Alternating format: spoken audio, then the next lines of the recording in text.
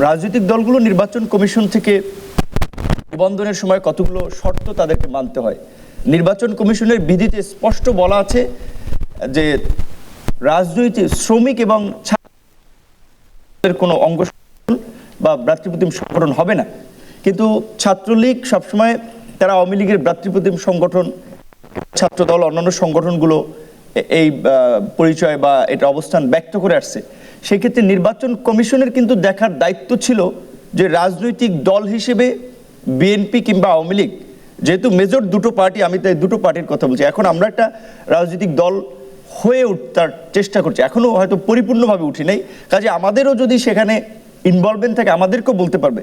কিন্তু নির্বাচন কমিশনের কিন্তু এটা দেখার দায়িত্ব যে রাজনৈতিক দলগুলো ছাত্র এবং শ্রমিকদেরকে ব্যবহার করছে কিনা, কি প্রক্রিয়ায় ব্যবহার করছে।